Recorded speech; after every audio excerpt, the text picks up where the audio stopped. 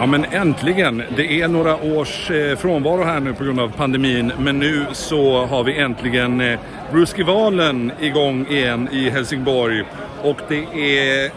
Ja, man kan inte önska bättre väder. Jo, kanske några grader svalare. För det är 30 grader varmt här i Helsingborg. Ölfestival har... Fyll på vattenflaskorna här nu, för idag gäller det verkligen att hålla sig varannan vatten så vi inte tuppar av här.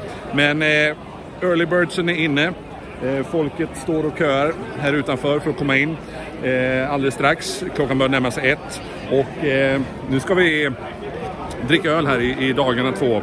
Och jag får se vilka jag stöter på här i vimlet helt enkelt. Det är många bra bryggerier med här idag.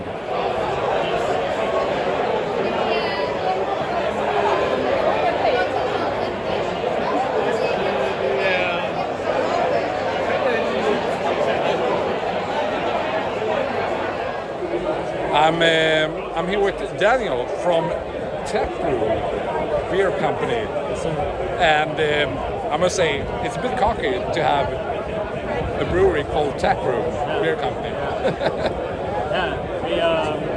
We started 15 years ago as a craft beer bar. Yeah. And at the time in San Diego, there wasn't a bar focused on craft beer, and the concept was to have a all-encompassing tap room for the local beer. So that became very popular, and we opened our own brewery about 2.5 years ago. Yeah. And so it's the next evolution for the brand. Yeah. Yeah, you say you're based in San Diego, California. And how do you feel about coming here to Sweden? This is big Californian weather today at Brewskival, I must say. Yeah. Thank you. It's a total blessing, and some of these are our best friends in the industry. It's one thing to be able to hang out together as friends and as colleagues, but to be able to do so in such a gorgeous place with exciting people and wonderful food, and you can't go wrong. Yeah. And this is the first day of the Brewskival. You have a rice lager on and the pastry stout. Yes. I forgot the names of the beers right now. So the rice lager is called Zen Scientist. Yeah. It's a Japanese rice lager inspired beer. It's got jasmine rice and Nelson Sauvin hops. The idea was to bring something that's super dry and drinkable with a really cool aromatic profile. And it's named after our assistant brewer. Okay. He's quiet, he's shy, but he's a wizard. He's so smart, and he keeps all of us in line. So that beer was for him. And the stout was part of the global effort organized by Weathered Souls Brewing in San Antonio, Texas. Okay. Black is Beautiful is the project. Yeah, I tried a few beers from that project. So this is our newest version. Yeah. We try and make it every year, a little bit different every time. Yeah. I don't think I've tried a lot of the American versions of that project. I think I've done a few of the British ones because they've done a few also. But so what will you have on later in the evening or tomorrow? When your kegs run out. Yeah, we have Helles lager as well. Perfect this weather. One of our favorites. It's one of our main beers at the bar. We've been making that the whole time, and we also brought a double IPA, West Coast style double IPA for tomorrow. Perfect. Yeah, that's a big dry hop. It includes some Phantasm powder from New Zealand, and a bunch of Nelson, Strata, and really cool blend of yeast. Yeah. But we made it nice and bone dry, bitter, but it's got a really awesome profile to it. Then I will go to your monitor the first thing tomorrow because I'm a bit fed up with the New England. So I want to go back to the West Coast and hearing that you have a West Coast double IPA from San Diego on tomorrow. I will be here first thing in the morning. So, really yeah, TapRoom Beer Company. We haven't seen you here in Sweden. But if we go to San Diego, do we find you central, or where do you find you in San Diego? So our brewery's in North Park, San Diego. It's a neighborhood just outside of downtown. Whenever you fly into the airport, it's about a 10-minute drive just outside. It's a really cool, bustling area. There's a lot of new businesses, a lot of new developments for retail and housing. And it's one of the pioneering areas in San Diego for craft beer. Some of the best beer bars, some of the best breweries all hang out in that neighborhood. And so we've been open for about 2 years, and one of our core focuses has always been to create an amazing place for people to hang out, feel comfortable and welcome, and to be able to have beers that are drinkable and fresh all the time. And so we have limited distribution in town in some select beer bars or restaurants. And most of our beer we try and keep at home. Yeah, you had no distribution to Europe or anything at this moment. No, this is the first time. Well, I'm really glad to have you and try your beers. I've never been to San Diego. I've been to California, but only Los Angeles and San Francisco, but never San Diego. So that next time I'm in California, I'm going to go to San Diego for sure. Because there are a lot of great breweries down there. So. I see people walking around with T-shirts from some of the other breweries in town, and I think that's amazing because. Beer is global and craft beer is universal, and to be able to come all the way out here and see a brewery T-shirt from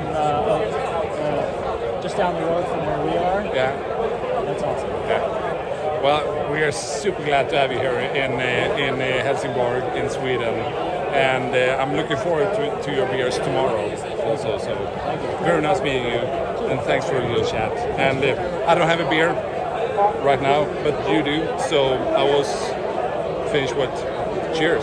Cheers.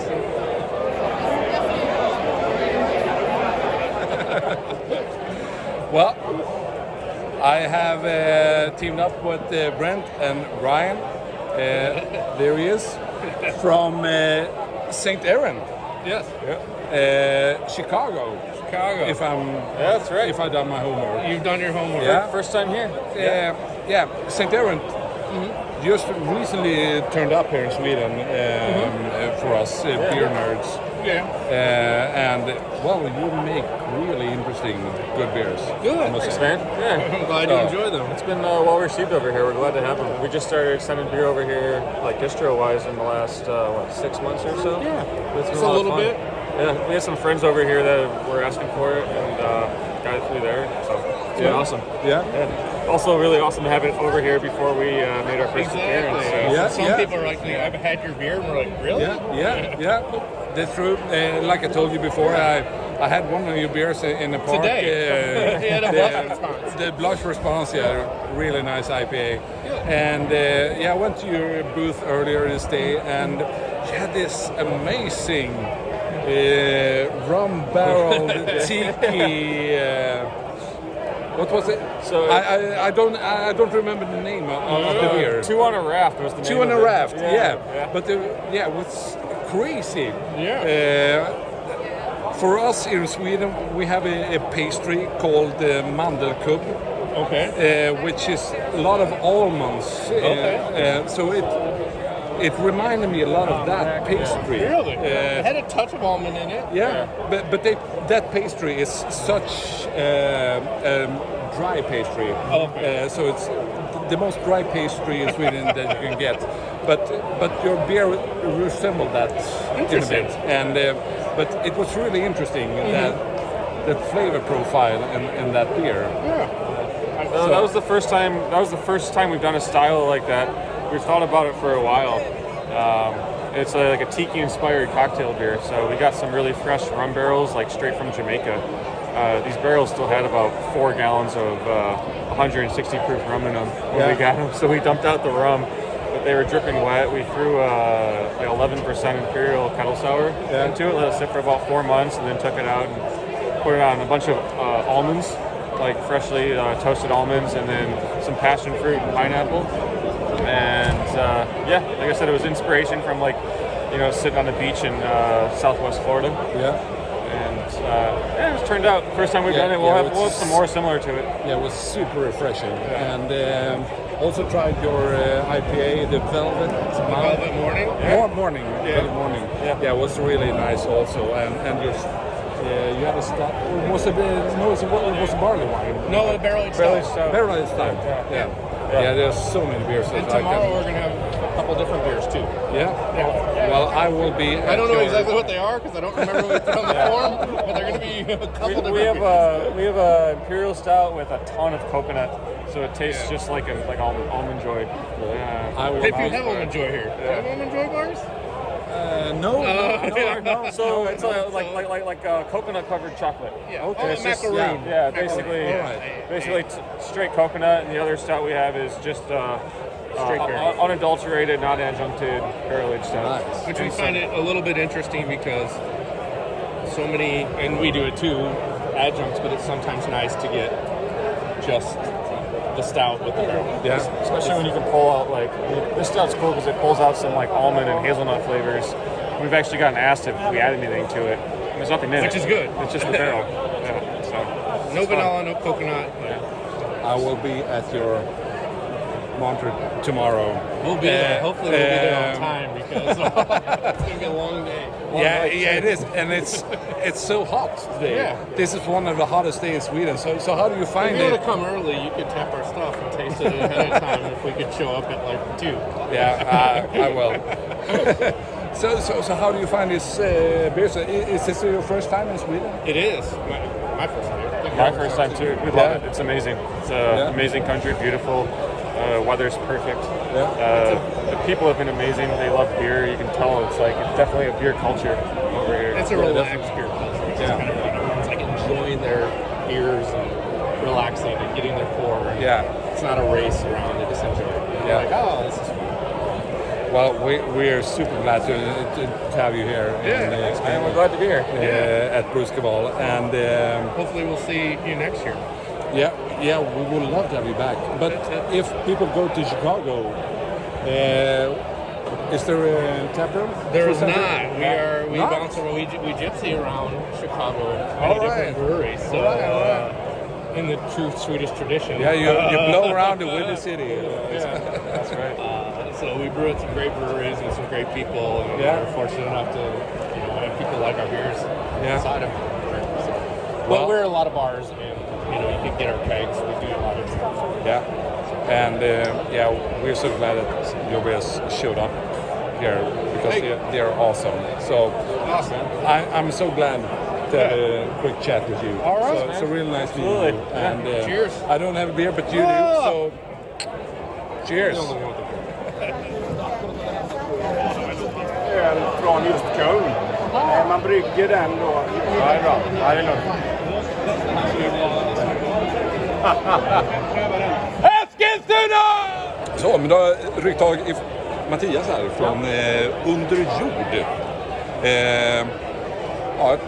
Ett bryggerinamn som låter lite hemligt.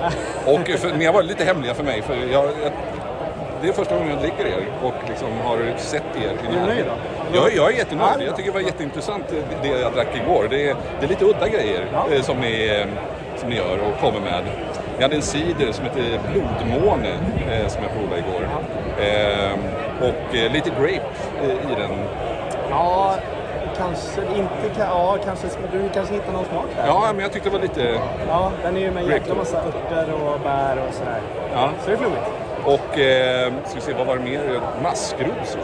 Ja, men maskros, det är inte ofta man dyker på det. Nej, man får hitta det som inte annars. Nej, men vi är ute mycket i skog och mark och sådär.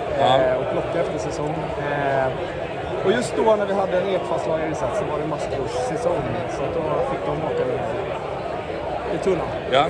Och här har jag fått i glaset ormbett.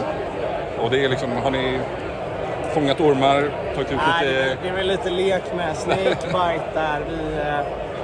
Det är en blandning, eller när vi gjorde sidan, så det som blev gästkakan som blev över efter sidan, här slog vi rött på. Ja. Så blev det en sidrig öl. Så ja, ormbett. Oj. Var det bra eller dåligt? Det var bra, tycker jag. Ja, men det var... Den hade sting i sig, tycker jag. Som en orm. Ja, men precis. Men berätta lite mer om Underjord för de som inte känner till. Men du sa ju förut att vi var hemliga. Det är någon annan som skrivit en intervju att vi är lite hemliga. Det känns lite mysigt, tycker jag. Ja. Men vi startade det för 3-4 år sedan någonting. Jag och Rasmus Oliver. Underjord på Södermalm, under Bottenshop.